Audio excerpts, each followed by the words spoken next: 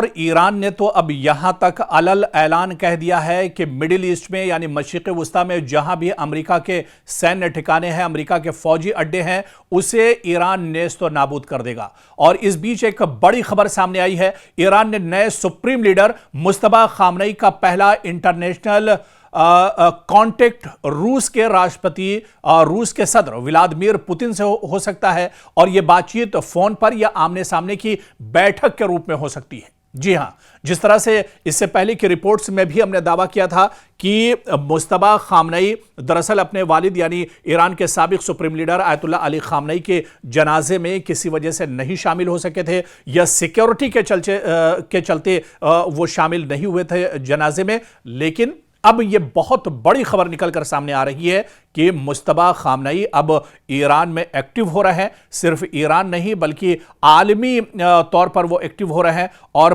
पहला जो उनका रिएक्शन है अब, क्योंकि वो अब रूस के सदर व्लादिमीर पुतिन से बातचीत करने वाले हैं। मशरिक़ वुस्ता में जिस तरह के हालात हैं, पूरी दुनिया में इस जंग के जो असरात हैं, इन तमाम सिचुएशन को लेकर तमाम जो अपडेट्स हैं, तमाम जो सूरत हाल इस वक्त बनी हुई है, इसे लेकर मुस्तफा खामनेई अब रूस के सदर व्लादिमीर पुतिन से बातचीत करने वाले हैं। यह बातचीत कहा जा रहा है कि आमने सामने की भी हो सकती है या फिर यह बातचीत टेलीफोनिक भी हो सकती है। लेकिन यह बातचीत तय है। और यह बातचीत अगर होती है तो यह बातचीत डोनाल्ड ट्रंप के लिए बहुत बड़ा झटका है, वॉशिंगटन के लिए झटका है। फिर इधर आप आइए, इजराइल और बिन्यामिन नेतन्याहू के लिए बहुत बड़ा झटका तस्वुर की जा रही है।